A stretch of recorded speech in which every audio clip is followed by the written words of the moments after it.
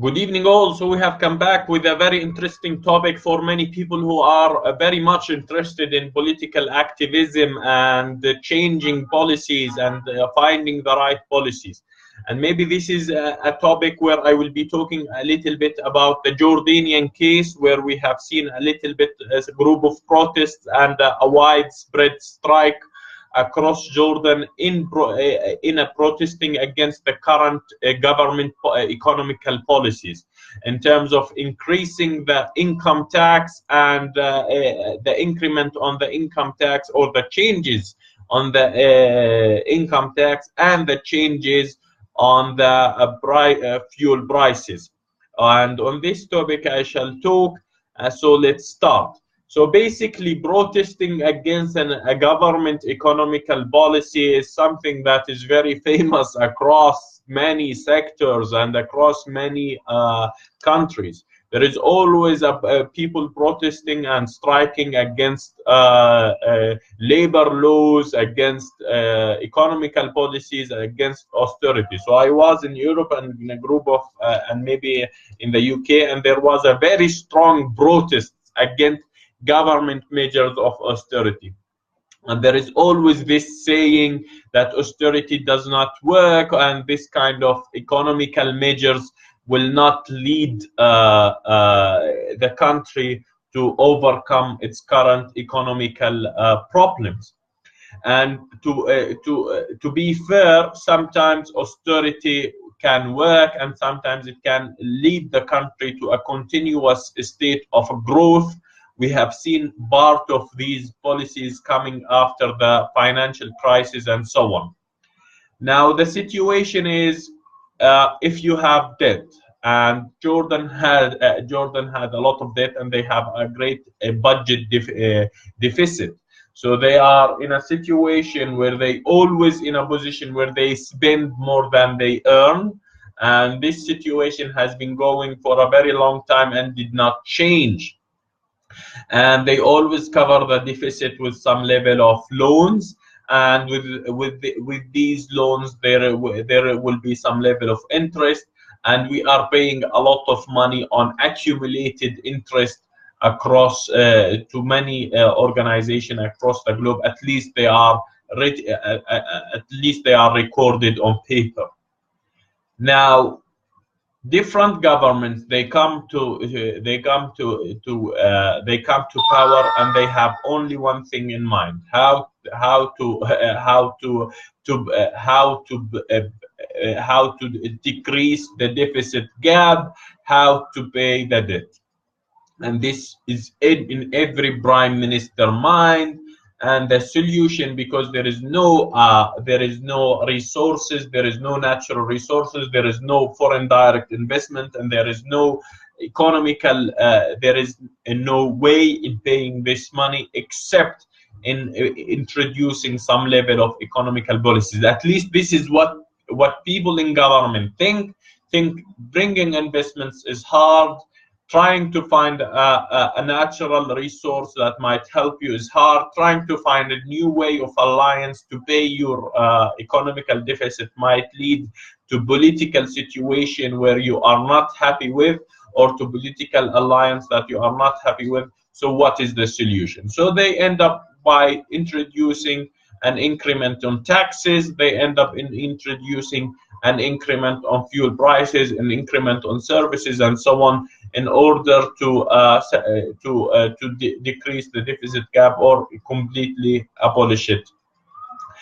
The thing is, the Jordanian citizen is already going through significant pressure, and not only pressure, he's going through significant challenges in his life. The marriage age is very high, the unemployment rate is high, the quality of life, even for the people who are working, is not high.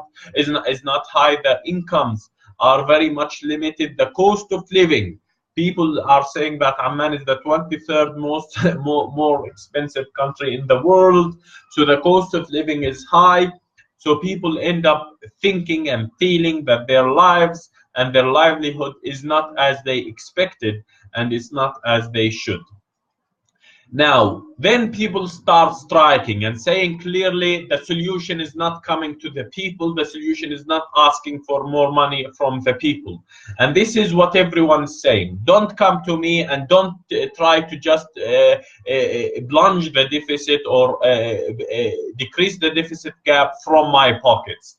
And don't try to decrease the deficit gap from introducing new economical policies that we did not see them working by any chance. The situation, we increase the taxes, we decrease the subsidies, and unfortunately the quality of life just decrease, and you don't pay the deficit gap. And a lot of people say, they give explanation why different economical policies did not work, and the quick answer to that is they did not work because we have been subjected to group of political situations that we did not account for, and so on. So a lot of excuses and argument that the current political situation is what has led Jordan to the current economical position.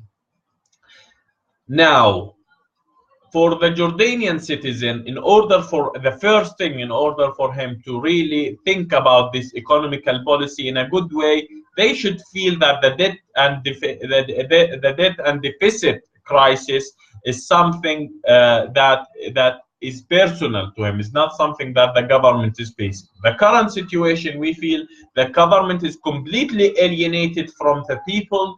They introduce economical policies that people think it's just against them, and they don't feel that solving this problem is something hard. So this is first, it needs a very strong leadership where people understand that this problem is their problem.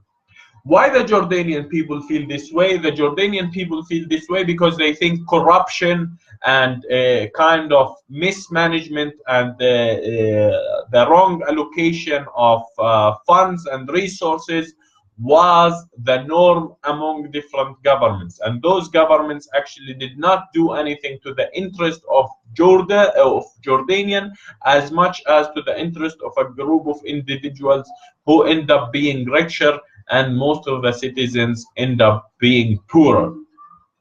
So the Jordanians strongly feel that the current government, all governments, is not working for their interest, is not working actually to help them become better. They think there is corruption. Ask anyone in the street, do you think actually the government is doing a good job? The image in the backside of his mind, it's a corrupted government. The image in the backside of his mind that it's a government that allocate resources in the wrong way. The image in the backside of his mind that this kind of government is just going to introduce taxes on you. They are not going to provide you with any service except additional taxes. So with that idea in mind, people ask how Jordan can solve their economical challenges.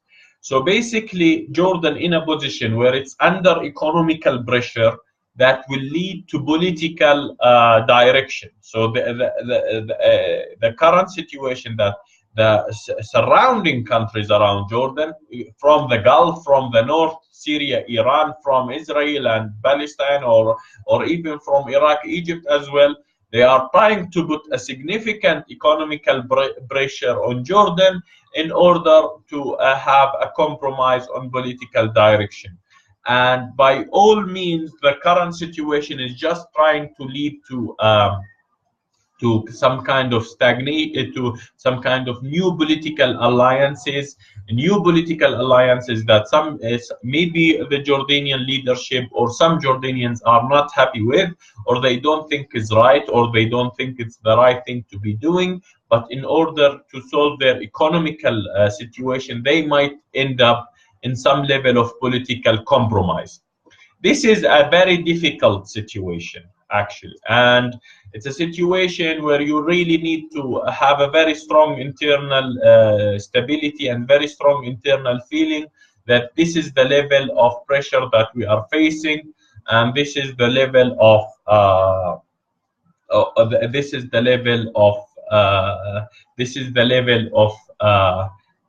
dissatisfaction that we are getting. How we can solve this problem? You need, actually, you really need some kind of new resources. You can need a new kind of investment, and maybe new kind of investment will come with some level of political alliance. You really need some level of great awareness message across different people that the government is working for you, and the government is working to try to preserve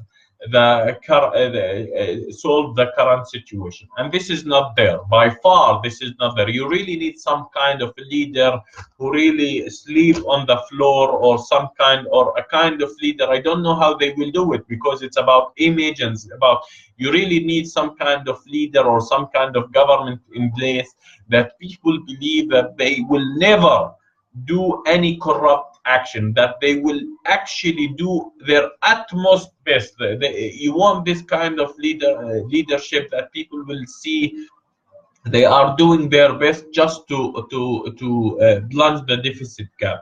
Yeah, for example, when you see things like what happens in Turkey, and for example the Turkish lira and so on, and you see things like their leader saying, you have to buy Turkish lira, change dollars to Turkish lira, change dollars to Turkish lira, and people believe in that, and people start doing it. And some barbers say, okay, you can cut your hair for free if you change if you change dollars instead of Turkish lira. So this kind of strong leadership message does not exist in Jordan. That's what by far is the truth. And now, a lot of you need actually to solve this issue, and it's a trust issue. There is always this kind of trust issue between the government and the people, and today we have a very strong trust problem. Now, we are facing a situation where we will be losing our political independence, or some level of our economical independence, and maybe the solution for that is actually start with a very strong leadership that can provide a very strong awareness message across different sectors. The second thing, you would be thinking about self-sufficiency, and trying to plant some and trying to satisfy your needs from energy and food. And it's very hard, actually it's very hard for a country like Jordan to reach that level. And the third thing is about trying to decrease the budget deficit by proper measures, rather than just increasing a budget on people and so on. This is the current situation that Jordanians are facing. It's a situation where I don't like to see it leading to some level of internal instability, or some level of political or lack of political independence, regardless which side you would be going to. So if you are going to a new political direction, it's also it's not an independent decision by all means, because it was a decision that was led by your current economical condition, rather than an active ideological thought based on principles and so on. That was my quick intake on things, and I wish you, if you are living in Jordan, or you are subjected to some level of let me say some level of increment on taxes, all the best in your life, and that you will be having the best quality of life possible. I know it's hard, and I don't know if doing strikes or if protesting is the right thing. I think we need a government in place that can regain the trust of people. And current governments, and any government, will introduce new economical policies that includes incrementing taxes and so on, will not be accepted by the people. In general, people have a very strong feeling that the government is only increasing taxes, is not working for them. So any government will come after this government, or this government should regain the trust of people, and it's a very hard job. I wish everyone a great good luck, and I wish everyone the best possible quality of life. On that, and with that sentence, I shall end. All the best for you and all the best for your lives, and we wish you a greater situation. That was said. That was Feras Nasser. See you in another talk. Salam.